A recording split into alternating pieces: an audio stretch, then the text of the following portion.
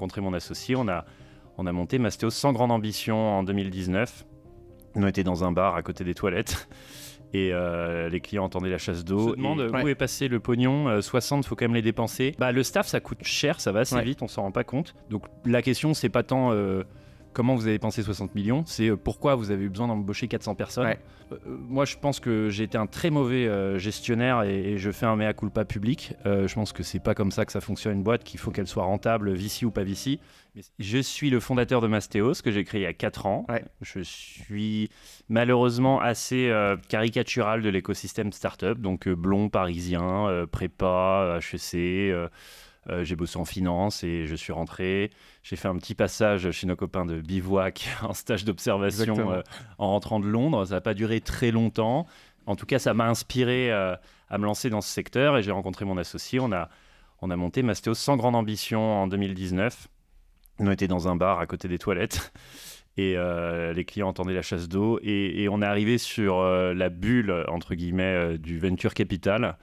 Où il suffisait de raconter de belles histoires pour lever beaucoup d'argent et c'est ce que j'ai fait et je me rends compte de la puissance du storytelling parce que finalement on n'était jamais que des intermédiaires immobiliers avec une boîte de travaux à côté et on a réussi à lever en 2 ans 60 millions d'euros, embaucher 400 salariés et malheureusement on s'est pris l'explosion des taux d'intérêt en pleine face et ça a eu raison de nous. Cette année on est en redressement judiciaire malheureusement et donc on cède le groupe. Ok. C'est intéressant parce que moi je passe du temps avec Martin, donc je comprends la structure de ces boîtes d'investissement locatif clé en main. Comment ça fonctionne justement? Il y a une boîte de travaux, il y a 2 ou 3 boîtes en sein de Mastéos. Comment c'est structuré? Je sais pas comment est Bivouac. Nous on a une holding qui détient une boîte de transactions avec une carte T qui fait les transactions immobilières. On trouve le bien pour le client. Donc vous passez des agents immobiliers du coup? Non, on fait avec ou sans. En tout cas, on s'occupe de trouver le bon bien et de sécuriser la transaction pour toi. Ensuite, on a une boîte de travaux qui s'appelle Mastéos Travaux. Dans un élan de créativité, on a décidé de l'appeler comme ça. Et ensuite, ça passe chez Mastéos Gestion, qui s'occupe de la gestion avec sa carte G. Donc assez simple, c'est 3 sociétés en une. Est-ce que c'est une bonne idée? Je ne sais pas, parce que normalement, c'est bien d'être spécialisé dans un truc. Mais le principe du clé en main, c'est ça, c'est qu'il y a une triple spécialisation dans le sourcing, la réno et la gestion locative. Du coup, c'est en effet un métier qui est très très varié, très vaste. C'est 3 métiers en fait. C'est pour ça qu'on le fait parfois mal. Parce que du coup on est bon sur 3 métiers mais on n'est pas excellent non plus parce qu'on n'est pas des spécialistes des 3 en même temps et ça met beaucoup de temps à devenir à la fois bon en travaux, bon en gestion, bon en transaction. Il y a des gens qui sont spécialisés et décider de tout faire sachant qu'on n'avait pas d'expérience dans l'IMO à part les quelques mois que j'ai passé avec Martin chez Bivouac. C'était un pari risqué. On a fait 1600 transactions, 900 chantiers dans 3 pays, dans 180 villes. Donc on y allait fort. En combien de temps? En 3 ans. Quoi. Enfin, on a fait au pic, sur les meilleurs mois, vous faisiez combien de... Notre meilleur mois, c'est juin 2022. On a fait 250 offres d'achat. C'est un peu notre KPI.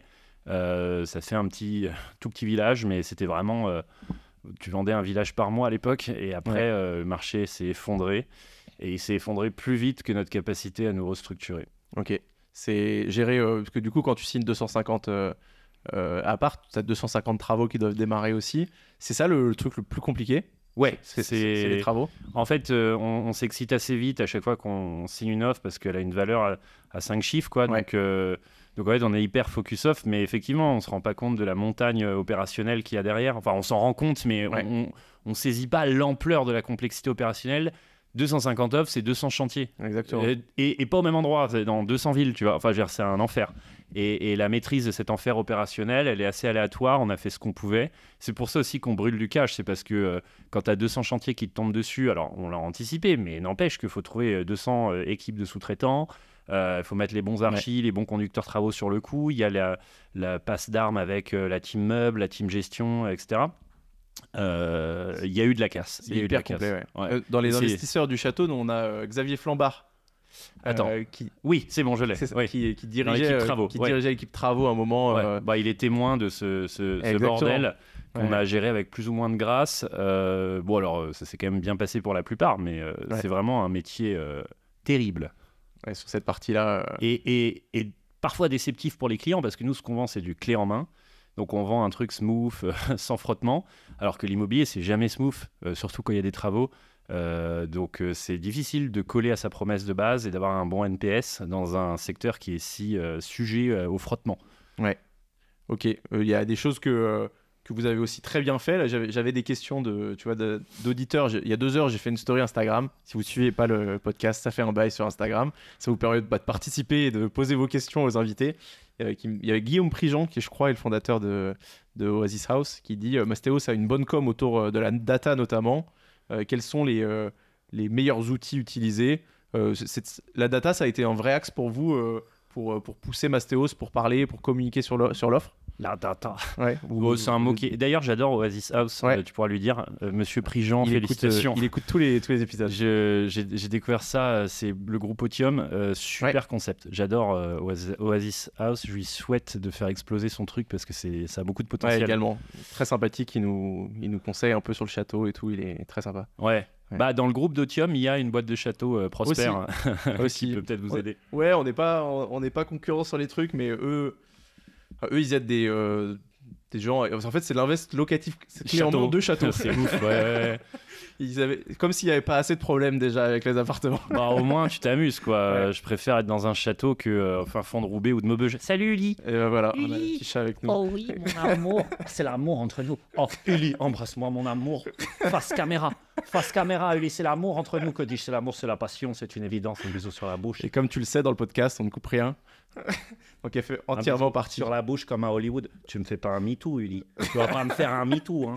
Elle met la patte sur la bouche de Thierry. Oh, oui. Pour ceux qui veulent voir les images, pareil, YouTube, ça va faire un deuxième call to action en peu de temps. Ouais, la data, il y a meilleurs agents, tout simplement. Hein. Ouais. C'est public, c'est bien. Il y a Log Service, le tensiomètre locatif qu'on aime pas mal. C'est assez fiable pour mesurer le niveau de demande. J'aime bien quoi? J'aime bien... Attends, j'en ai un autre. Je sais plus, mais des trucs accessibles au grand public, type meilleurs agents, Log Service, c'est très bien. Ok. Les chiffres de l'INSEE, voilà. Non, mais il y en a plein d'autres qu'on a utilisés, mais j'ai la mémoire courte.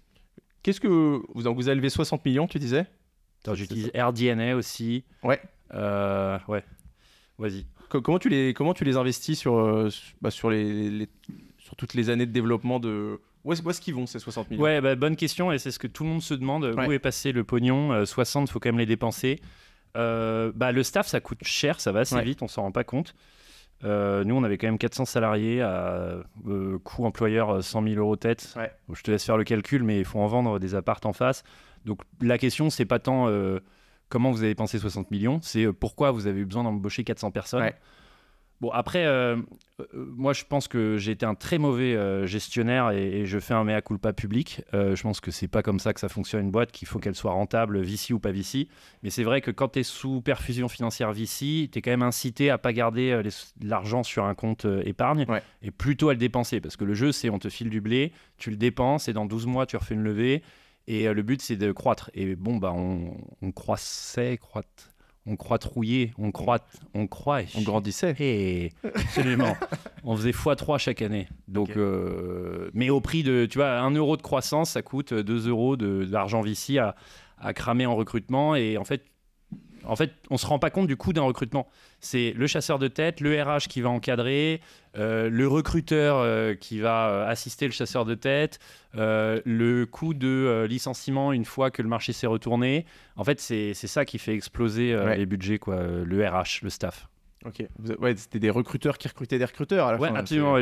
D'ailleurs, j'en parle parfois, mais c'est vrai qu'à un moment, c'était au cube. C'est-à-dire que on avait des chasseurs de tête qui recrutaient des recruteurs et après dans l'équipe dans la team recrutement on avait des recruteurs de recruteurs et c'était un marché en pénurie à l'époque et on galérait à avoir des bons recruteurs et mon recruteur chargé de recruter des recruteurs était en burn-out. Ok. C'est une sacrée mise en abîme. Oui. Oui. Et je sais pas finalement la conclusion c'est que c'est pas scalable les boîtes en IMO? Oui. Voilà. Non vraiment. J'en suis convaincu maintenant.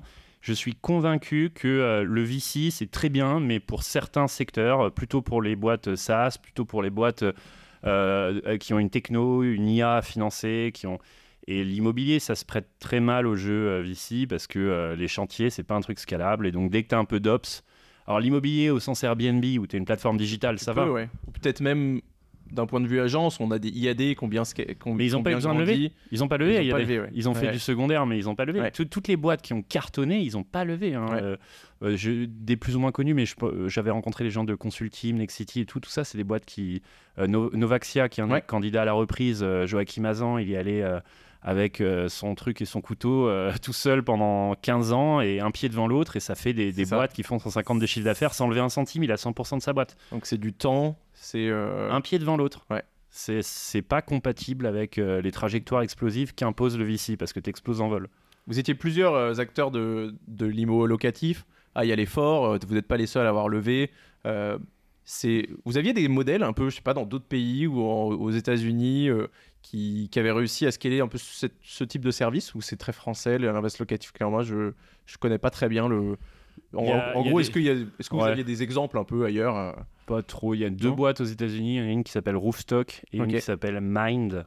Mais j'avais peu d'infos sur eux. Mais ils avaient l'air de faire ce qu'on appelle du rental investment. Il y a des pays qui ont une forte culture du rental investment, mais dans tous les cas, c'est très mal servi par les intermédiaires immobiliers. Et on s'est dit que ça pouvait être une innovation française, parce que la France, elle offre des taux très bas, des taux fixes, très peu d'apports. Ouais. Et c'est le pays où tu peux vraiment faire exploser le secteur du locatif, parce qu'on a un système bancaire qui s'y prêtait bien à l'époque des taux zéro.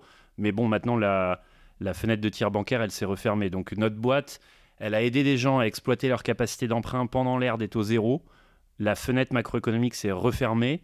Ça ne veut pas dire que Mastéos ne doit pas exister, mais on est peut-être moins utile à l'exploitation de la capacité d'emprunt des gens aujourd'hui qu'il y a 2 ans. Ok. Tu parlais de Novaxia qui était un potentiel repreneur, c'est ça? C'est quoi la situation aujourd'hui de Mastéos? Est-ce que donc vous cherchez un repreneur? On a eu 3 offres. Ça fonctionne déjà parce qu'il y a peu de personnes qui l'ont vécu, peu de personnes qui ont documenté. Il y a pas mal de personnes qui l'ont peut-être vécu, mais peu de personnes qui l'ont documenté. Et dans notre écosystème startup, c'est assez nouveau, parce que nous, les startups au sens celles qui lèvent des dizaines de millions, c'est hyper récent, ça date de 2020. Avant, il n'y avait pas des méga levées comme on les voit. Et on n'a pas connu de crise depuis 2020, à part celle en ce moment. Donc en fait, on n'était pas du tout habitué à avoir des lucos face à un tribunal de commerce ou des Mastéos. Et même nos VC, nos actionnaires au board, ils ne connaissent pas le droit des entreprises en difficulté. Ils ne savent pas quel est le délai minimum pour aller déposer une déclaration de cessation de paiement. On est très mal advisé. Il y a la responsabilité pénale du dirigeant. Et en fait, on découvre un peu ce monde. Et les juges nous découvrent aussi, parce que les juges, ils avaient l'habitude d'avoir des Buffalo Grill en redressement, des sociétés de transport à Bourg-en-Bresse, des trucs comme ça. Et là, ils voient la start-up qui crame 1 million par mois, ils hallucinent, quoi. Et donc, et je pense que c'est la réaction à avoir. Ils nous ont éclaté la gueule. À Raphaël Villermé, côté Luco, il s'est fait défoncer à Bobigny. Moi, le tribunal était d'une violence extrême. J'ai des représentants du personnel qui étaient là, qui étaient choqués en sortant. Et les juges, juste en voyant nos chiffres, pètent un plomb en disant « Mais vous étiez complètement déconnectés du monde réel. C'est quoi ces boîtes qui perdent 1 million par mois, qui continuent et qui embauchent ?» Et c'est un rappel à la réalité. Et ta question initiale, oui. Donc en fait, pour ceux qui connaissent pas trop le système, c'est quoi un redressement judiciaire? Un redressement judiciaire, en gros, quand tu n'as plus de trésor, tu appelles ton actionnaire normalement. Enfin, dans mon écosystème VC, tu appelles ton actionnaire, il te fait ta levée de fonds, même si tu es à 30 jours de la fin de cash. Bon, bah là, en gros, on les appelle, ils réagissent peu, ou en tout cas trop tard. Donc l'administrateur qui nous suivait nous dit bon bah là faut aller déposer le bilan parce que vous avez un délai légal pour déclarer une cessation de paiement. Et on ne peut pas trop jouer avec ce délai parce que c'est du pénal. Donc, comme les actionnaires ont tardé à refinancer, j'ai dû déposer une DCP. Et à ce moment-là, on est placé sous protection du juge. Les salaires qu'on ne peut plus payer parce qu'on n'a plus de trésor sont pris en charge par ce qu'on appelle les AGS. D'accord. Et donc, les AGS, ça fait partie des cotisations Je crois. Ouais. Je crois. En tout cas, c'est des gens qui payent mes salariés quand moi je ne peux pas. Et c'est cool. Et par ailleurs, il y a pas mal d'options une fois que tu rentres en redressement. Je crois j'y connais vraiment pas suffisamment. Mais tu as plan de sauvegarde, plan de continuation. Tu peux céder ta boîte dans le cadre d'un redressement ou tenter de survivre par toi-même en restructurant la dette éventuellement. Mais en tout cas, c'est un espace où tu es sous protection judiciaire et tu peux parler à tes créanciers. Avec un administrateur, avec des hommes de loi, et tu peux réassainir ta structure ou alors céder le groupe sans un passif qui fasse trop peur. Donc ça permet de survivre en fait. Et nous, on a choisi la piste du redressement judiciaire avec une cession des actifs à un repreneur sur un format court parce qu'on n'a pas beaucoup de trésor. Normalement, tu dois arriver avec 3 à 6 mois de trésor. Nous, on est arrivé avec, en bonne start-up parisienne avec 2 mois. 3 semaines. D'accord. Donc, ça a été très mal reçu par les juges. Et on a reçu 3 offres de reprise. Une d'un groupe qui s'appelle Attentifimo, qui est dans la résidence étudiante, une d'un concurrent historique que Martin de chez Bivouac connaît très bien, qui s'appelle investissementlocatif.com. Ouais. Je crois que le nom parle de lui-même. Tout à fait. Donc un concurrent. Et que j'ai reçu il y a peut-être 2 ans et demi sur le podcast, Manuel. Ah, j'adore. Alors Manuel, je pensais que c'était... Enfin, tu sais, entre concurrents, on s'imagine toujours le pire et on fait de l'autre un ennemi. Et en fait, j'ai découvert des gens exceptionnels côté investissement locatif. D'ailleurs, côté Beanstalk aussi, j'ai découvert mon arch-ennemi Alexandre Fitoussi, qui est en fait adorable. Et j'ai jamais reçu encore. Il est exceptionnel. Et Manuel Ravier et Michael Zonta, je pensais que c'était le diable incarné. En fait, ils sont géniaux et j'aimerais bien travailler avec eux. J'aimerais aussi travailler avec l'équipe de Novaxia. Donc, mon cœur balance. Attentifimo, je les connais moins. Mais voilà. Donc là, c'est à vous de sélectionner un repreneur. C'est au juge. C'est au juge. Et ils ont chacun leur. Ils mettent des conditions, on reprend tant d'employés, on est surtout, on est proche telle dette. Enfin, comment ça. Ouais. Tu as une composante financière où tu mets un prix de rachat. D'accord. Et tu as une composante RH où tu dis je récupère tant de staff. Le prix de rachat, c'est important, mais c'est pas clé en fait. Ce qui compte, c'est le staff que récupère le repreneur. Ce qui compte pour le juge, j'imagine. Parce que de ce que je comprends, le juge, comme il y a les AGS qui prennent en charge les salaires, il aimerait avoir à prendre en charge le moins possible de licenciements. D'accord. Et il va privilégier des offres hautes en staff plutôt qu'en prix. Le prix, il va servir à rembourser l'URSSAF, les AGS d'ailleurs aussi, les banques. Mais bon, les banques ne sont pas prioritaires dans l'esprit du juge. C'est plutôt un rôle social qui va être priorisé. Donc plutôt qui fait la meilleure offre en termes de staff. D'accord. Vous avez combien de temps pour choisir le repreneur? Là, les 3 offres sont posées. Elles sont tombées, il ne peut pas y en avoir plus? Non, c'est fini maintenant. Fini. On en avait une quinzaine qui regardaient, dont des Nexity, des gens connus, des IAD. Ouais. Mais certains candidats étaient tellement agressifs qu'ils ont dissuadé les autres de jouer. D'accord. Et maintenant, il y en a 3. Et c'est que le meilleur gagne. C'est fin du mois qu'on connaîtra le repreneur. Et c'est le juge qui choisit? Ouais, à l'audience fin février. Ah bah, bravo, elle a réussi à rouvrir la poubelle. Elle a survécu. Ok, très bien. Donc j'avais Alifou qui me demandait est-ce que le repreneur a été nommé. La réponse c'est que c'est pas tout de suite. Fin du mois. Ouais.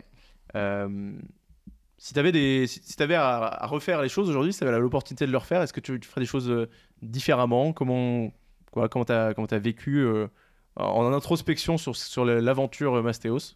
Qu'est-ce que tu ferais différemment? Justement, c'est le mot aventure qui compte. Ouais. Dans l'entrepreneuriat, tu peux faire un play cash.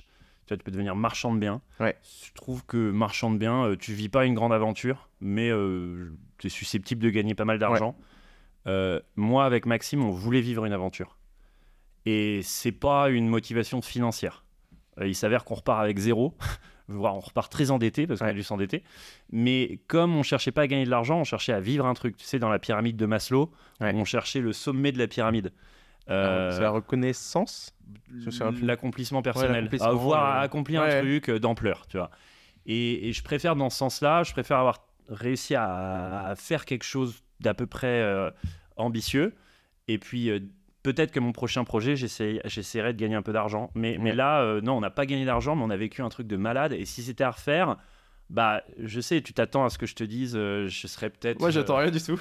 Non, mais je comprends, tu sais, je viens d'acheter un château, donc tu comprendras bien que pareil, c'est pas... je cherche pas à faire un gros coup d'achat-revente de château. Et donc, je cherche à vivre un truc chouette. Donc la réponse, ça serait de dire peut-être moins flamber, moins être attiré par les paillettes du VC, de BFM, de je sais pas quoi, mais en vrai, c'est ça l'aventure.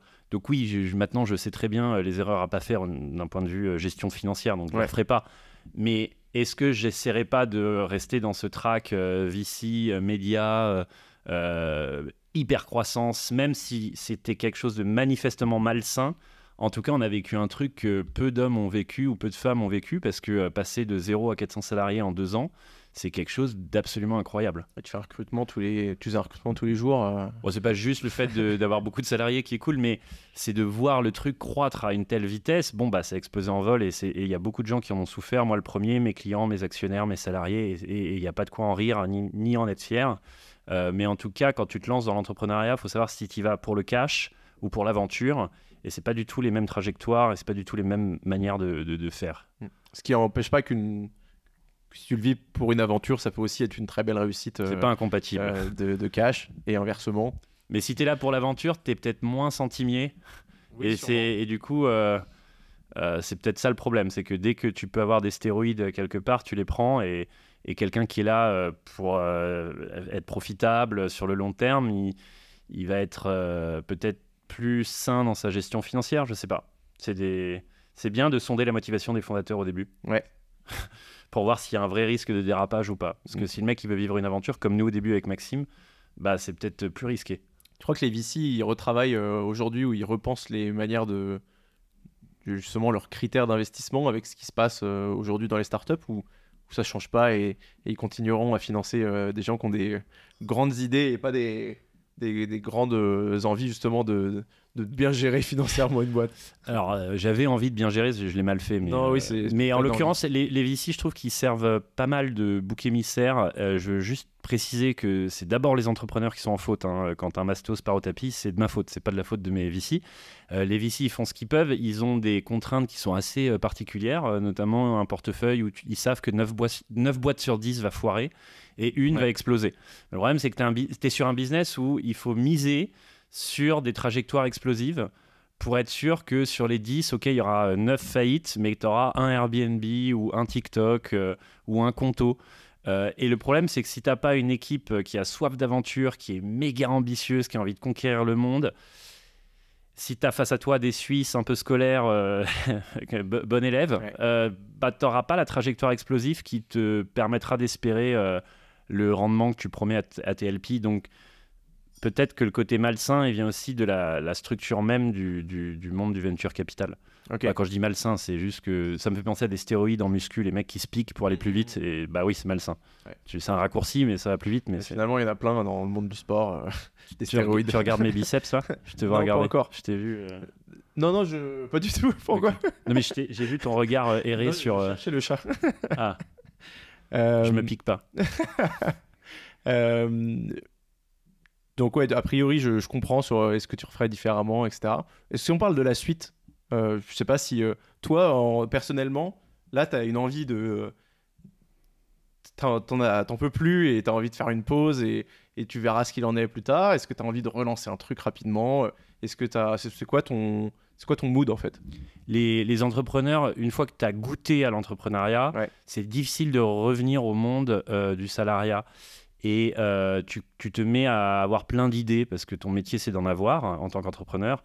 Et donc, tu es tout le temps en train de rêver à ta nouvelle idée farfelue, etc. Et c'est ce qui, moi, m'arrive. Et surtout, là, sur les périodes de transition, qu'est-ce qu'on m'offre dans la suite? C'est quasiment un rôle de salarié parce que le repreneur, c'est sa boîte, c'est plus la mienne. Donc, comment tu motives un entrepreneur à continuer sur son bébé, mais sans l'equity et qu'avec le salaire? Il faut trouver des bons incentives, alors peut-être qu'on m'en proposera, je sais pas, et en même temps évidemment j'ai 1000 idées et j'ai envie de retenter ma chance. Les repeat entrepreneurs, ils ont l'avantage d'avoir fait les erreurs et donc d'être moins susceptibles de les commettre à nouveau.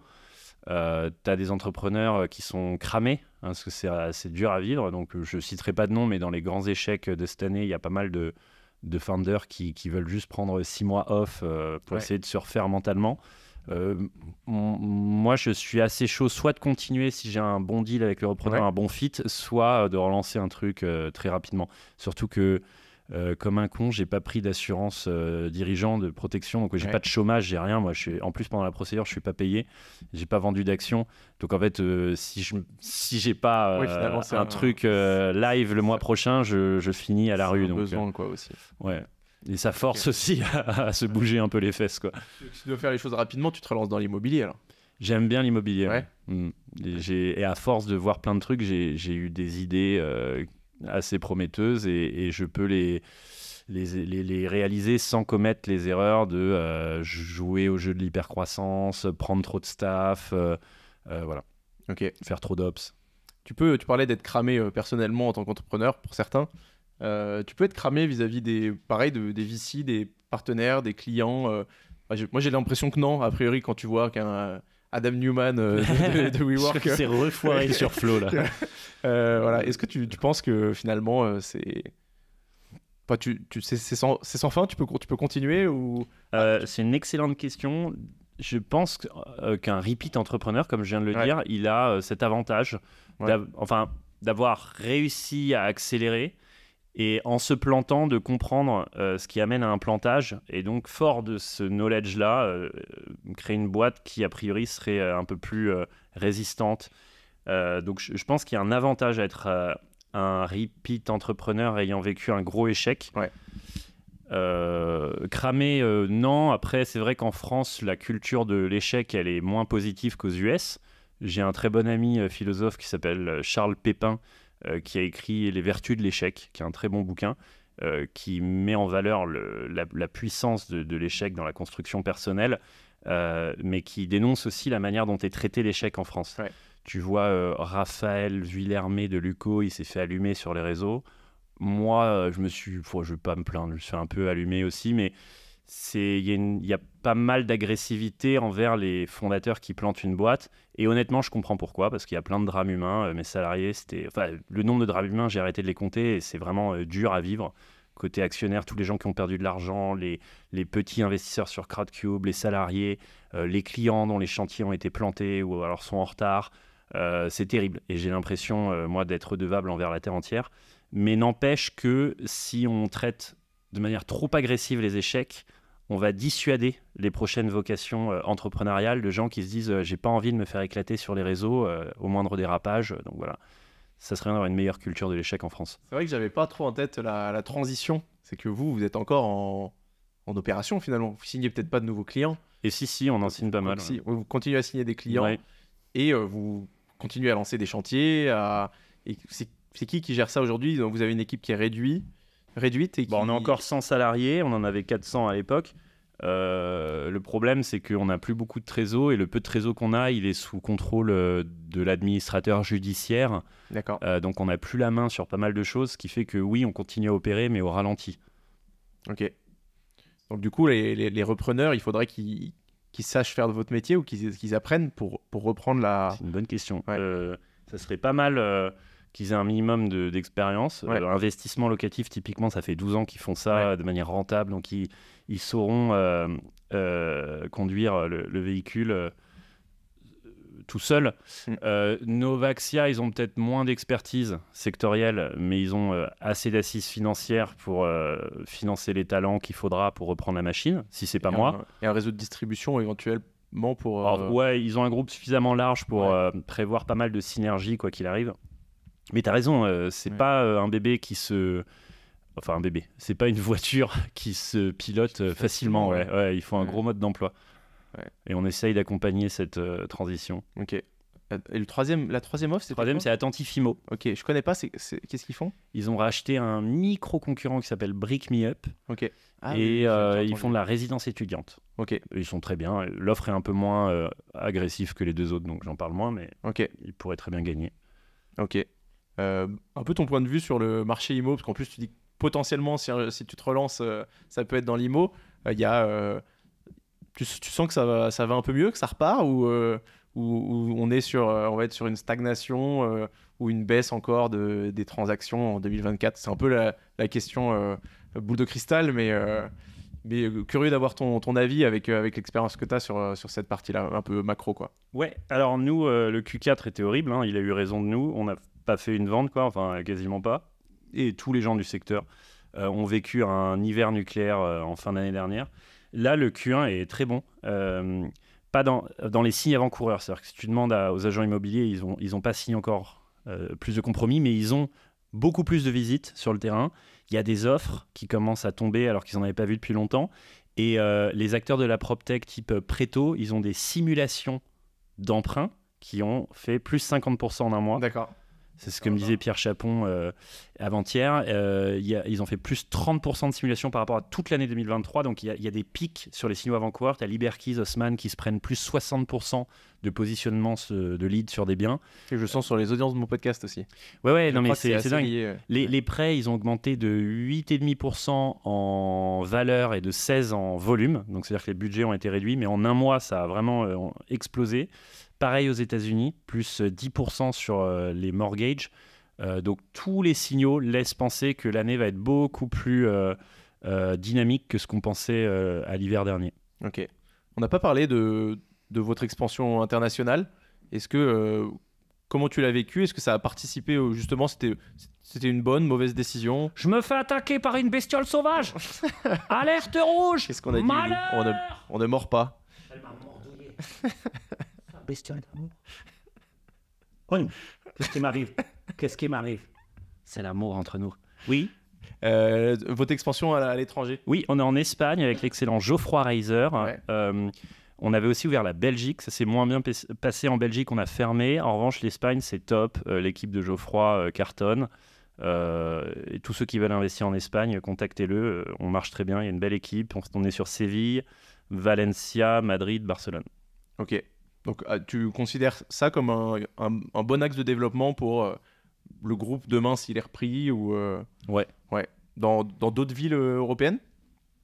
Bah, l'Espagne. Vous aviez analysé un peu pour vous lancer justement dans d'autres villes. Moi, je m'intéresse à l'investissement à l'étranger. J'en ai jamais fait et j'arrive pas à avoir un bon expert qui me parle de 2-3 pays différents. Je suis trop chaud. Vas-y. Ouais.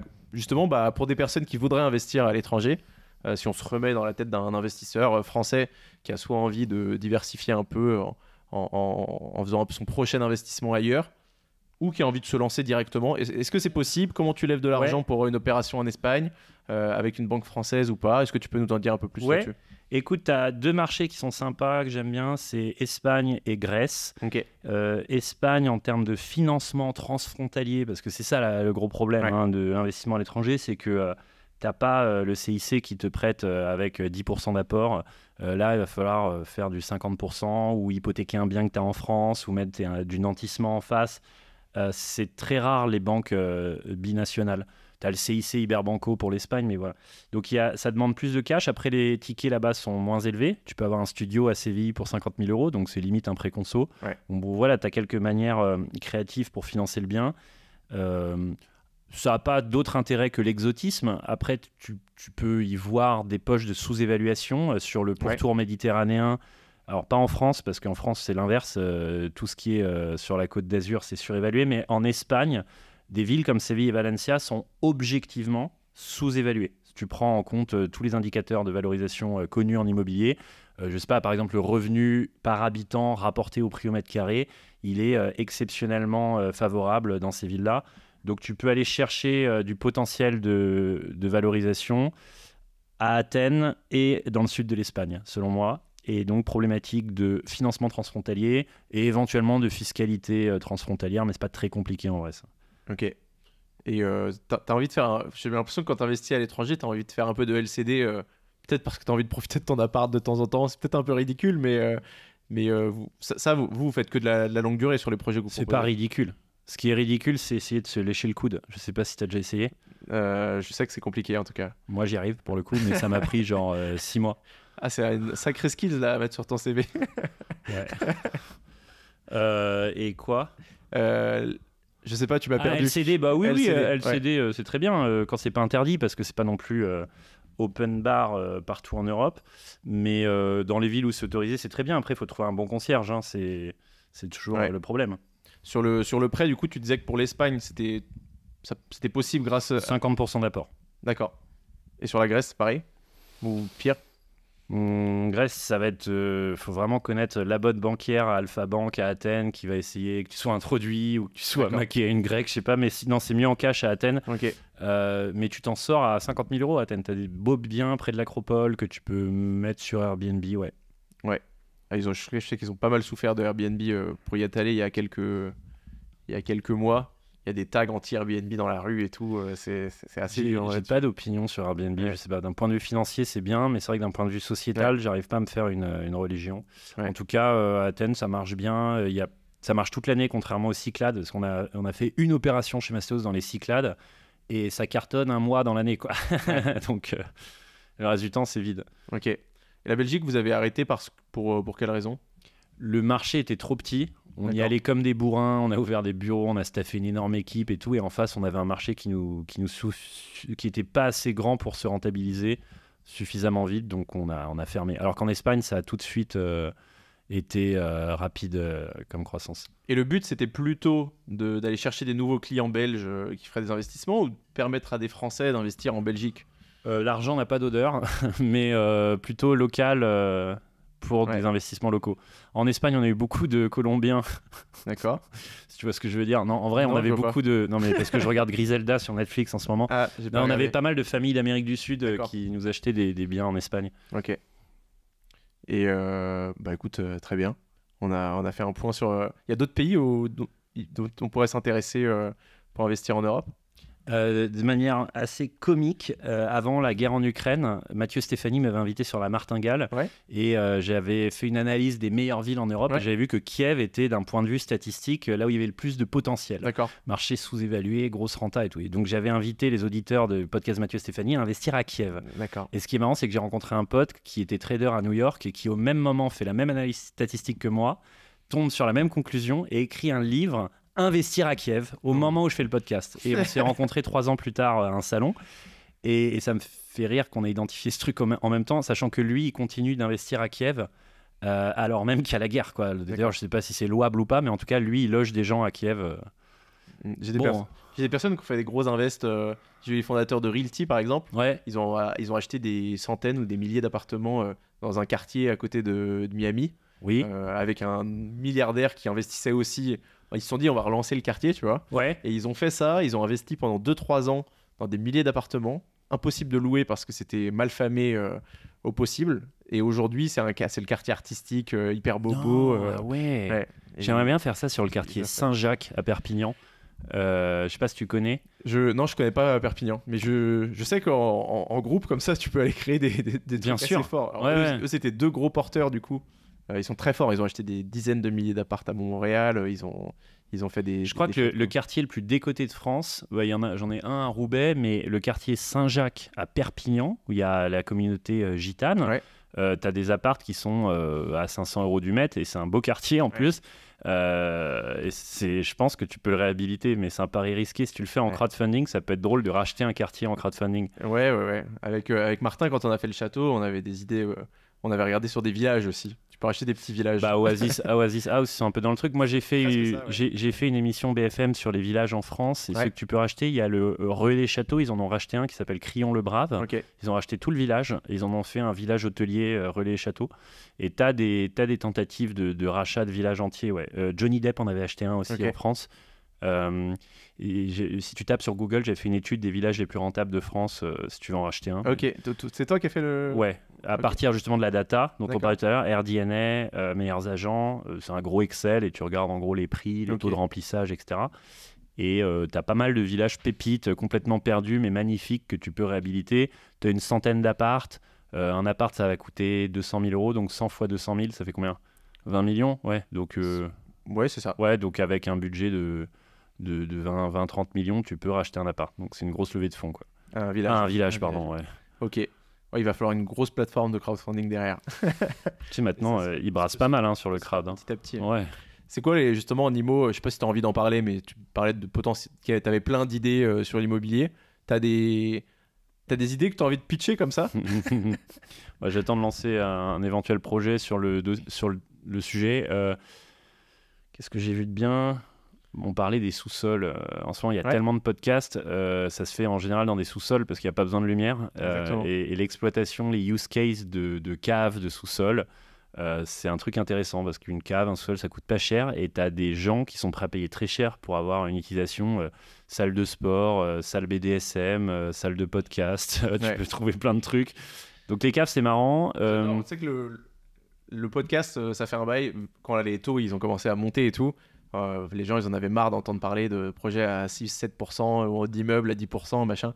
Donc il a fallu qu'on se réinvente un peu et j'ai axé beaucoup le podcast sur l'immobilier, ce que j'appelle l'immobilier actif, tu vois, d'aller mettre des pourcentages de renta entrepreneurial dans les projets. Oui. Et du coup, j'ai reçu pas mal d'invités qui ont du logement atypique, de la cave, les fondateurs de Podspace notamment, tu vois, ils font des studios d'enregistrement de podcasts dans des caves. Ouais. Et ils font 10 000 € par mois en location. Ouais, non mais c'est ça, j'appelle ça l'immobilier actif. Notre ami Crazy Villa, Martucci, là, hyper sympa. Que j'ai eu aussi sur le podcast. Il a eu son film Crazy VG avec Gad Elmaleh. Budapest. Budapest. C'est ça. Il est adorable et lui, il se prend des fermes, des corps de ferme dans des endroits perdus pour en faire des maisons à Destruction Party ou à Projet X, où il casse tout. Donc il achète ça pas cher, il barricade tout et il loue ça super cher. Je crois qu'il fait 20% de renta nette sur ses corps de ferme, quoi. Ah, il a ses entrepôts à côté de logistique. Il change des canapés entiers comme ça à chaque week-end. Ouais. Les murs ils sont blindés, tu peux arriver avec des haches, il se passe rien, quoi. Enfin, j'y suis jamais allé, je dis ça. J'ai fait une fois, ouais. Ah bon, d'accord. C'est sympa. Ouais. Franchement, on a été calme, on nous a pas pris notre caution. C'est pas mal. Non, mais ce que je vois aussi, grâce à AirDNA, voilà, si vraiment tu veux te chauffer, AirDNA, ça te donne les stats Airbnb dans toutes les villes de France et dans tous les villages. Et donc, si tu croises meilleurs agents AirDNA, tu as les prix à l'achat et tu as le revenu touristique en sortie. Et donc, tu as des anomalies statistiques en France où tu te rends compte que ça coûte rien à l'achat, mais pour une raison chelou, ça cartonne sur Airbnb. Je te donne un exemple que je donne souvent, près des centrales nucléaires. Personne ne veut habiter là, donc le foncier coûte 0. Mais les types de la centrale, ils sont bien payés, il faut les loger en temporaire. Et donc régulièrement, le staff va te prendre le Airbnb alors que le foncier t'a coûté 0. Ou dans les petits villages, près du Puy du Fou, quand Poitiers est saturé au niveau hôtellerie, je crois que c'est à Poitiers, et le petit village perdu, ça permet d'accueillir des gens qui ne pouvaient pas se loger dans des hôtels à Poitiers. Et dans ce petit village perdu, le foncier ne coûte rien. Voilà, t'as des petits... Donc si tu t'ennuies chez toi, tu prends les 10 000 plus grandes villes de France et tu listes tous les prix au mètre carré, tous les taux d'occupation et tous les revenus moyens sur Airbnb et tu chopes les 4 anomalies et tu peux soit acheter là-bas pour louer, soit louer là-bas pour sous-louer, ce qui peut se faire aussi comme si t'as moins de capex à mettre. L'arbitrage locatif, c'est assez marrant aussi. Si t'es locataire d'un truc où ça coûte pas très cher de louer, mais ça cartonne sur Airbnb, ce qu'on appelle le delta location longue durée, courte durée. Il y a des deltas qui sont x3 dans certaines villes. C'est pas très compliqué à mesurer non plus, parce que le loyer, tu l'as. Et sur AirDNA, tu sais combien ça coûte sur Airbnb. Mais je crois que tu n'as pas le droit de sous-louer plus cher que ton loyer. Donc il faut trouver des méthodes. Avec l'autorisation du propriétaire, tu as le droit de sous-louer avec l'autorisation, mais je crois pas que tu aies le droit de sous-louer plus cher que ton loyer. Après, tu vas pas en prison pour ça, mais... En tout cas, il y a des boîtes qui sont basées là-dessus. Donc j'imagine qu'il y a des solutions. Ouais. Oui. Ça, c'est des sujets du coup qui t'intéressent, qui pourraient t'intéresser pour la suite. Ouais, j'en parlais avec mon copain de Host & Fly, qui lui voit plein de trucs sur le terrain, plein d'anomalies financières, des trucs qui coûtent rien à l'achat dans un quartier d'Avignon et qui explosent en revenus Airbnb. Enfin, tu vois, aller saisir des anomalies de marché et les arbitrer, ça peut être rigolo. Tu vis pas une aventure, mais c'est un play cash, quoi. Donc ça, c'est la prochaine aventure, elle est a priori plus pour le cash, c'est ce que tu disais au début. Moi, il faut que je rembourse mes 300 000 € de dette. D'accord. Donc, ouais. Ok. Achat-revente, non ? Tu as pensé ? Oui, c'est bien aussi. Ouais. J'ai vu un banquier marchand de biens qui m'a donné les dernières conditions de financement pour les marchands de biens. N'importe qui peut se lancer. J'avais parlé à Eric Weiss, le président de la Fédération des marchands de biens, qui est hyper sympa et qui vous forme. Je l'ai pas encore eu d'ailleurs. Il est top. Et en fait, marchand de biens, c'est hyper accessible. Tu peux commencer sur des micro-opérations. Tu négocies bien à l'achat, tu essayes de pré-commercialiser ton truc pour avoir un prix de sortie à peu près sécurisé. Tu essayes de trouver un use case pour donner de la valeur au bien. Ça peut être une division, ça peut être une restructuration, ça peut être acheter un petit immeuble à Douai, le revendre à la découpe. Bon, voilà, il y a plein de... Et donc, les conditions, c'est 20% d'apport et financement à 8%. Ok. Dans des banques traditionnelles. Alors que sur les plateformes de crowdfunding, tu es plutôt à 12 d'intérêt plus 5 de frais de dossier, donc tu es plutôt à 17. Ouais. Donc, c'est moitié moins cher si tu passes par une vraie banque, et que tu n'as que 20% d'apport, ce qui est cool. Mais il faut être caution personnelle, il y a quand même 2-3 sujets, quoi. Ok. Les passoires énergétiques, ça a été un sujet, que ce soit un truc qui t'intéresse toi en perso ou des choses que vous avez pu faire avec Mastéos ? Nous, on a une filiale de rénovation énergétique, on a EDF en actionnaire, on s'est beaucoup positionné sur ce sujet. J'ai pas vu de choses à arbitrer d'un point de vue financier. T'as pas vu de martingale Non. dans des DPE FG Non, tout le monde en parle, mais je les ai pas vus. Moi. Je vois pas de décote suffisante pour s'exciter. Le coût des travaux de rénovation énergétique, il vient manger ta marge dans la plupart des cas. Donc moi, je l'ai pas vu, mais peut-être que d'autres l'ont vu. Ouais. Ok. On arrive sur la fin de l'épisode. Tu m'as dit. Moi, j'ai sieste dans pas longtemps là. Donc... Est-ce que tu as un message à faire passer aux auditeurs qui sont un tiers, ils veulent se lancer dans l'immobilier, un tiers, c'est des investisseurs, multi-investisseurs qui ont acheté plein de trucs, et un tiers, c'est des professionnels de l'IMO, de tout. Il y a des entrepreneurs ? Il y a pas mal d'entrepreneurs, ouais. Ok. Ouais. Alors, prenez-moi en contre-exemple sur l'entrepreneuriat. Et je le dis sincèrement, je pense que c'est bien aussi de faire les erreurs pour les autres. Donc, ne croissez pas trop vite. Enfin, c'est quoi déjà ? Comment tu le conjugues ? Je crois que c'est ça. Hein. Croisser. Je mets le doute. Ça n'a aucun sens. Croisser. Ne croîtrez pas trop vite. Ne croissez pas trop vite. Ne croissez pas. Vous croyez que c'est facile le français ? Eh ben non. Même quand t'as pas appris la langue en y arrivant tard. Quand tu bosses dans l'immobilier, tu perds très vite tes bons réflexes en termes de maîtrise de la langue. Hein. Donc mollo sur l'hypercroissance, sur les levées de fonds, un pas devant l'autre, ce qui n'empêche pas d'être ambitieux. Mais en fait, l'immobilier, c'est un métier de terrain. Et rien ne remplacera l'expertise de terrain. Il faut être sur le terrain, sur les chantiers, tous les jours, qu'on soit dans un délire Vici BFM ou pas, on est sur le terrain. Et quand on oublie le terrain et qu'on financiarise trop son approche, on se plante. Et c'est ce qui nous est arrivé. Donc un grand mea culpa pour ceux qui ont été victimes du plantage de Mastéos, les actionnaires, les salariés, etc. Je regrette ce que j'ai fait. J'en ai aucune fierté, même si ça a été une aventure incroyable. Et que les gens s'en inspirent pour ne pas reproduire les erreurs. Je ne veux pas dissuader les vocations entrepreneuriales. C'est important. Voilà, c'est quand même une aventure incroyable à vivre si on le fait bien.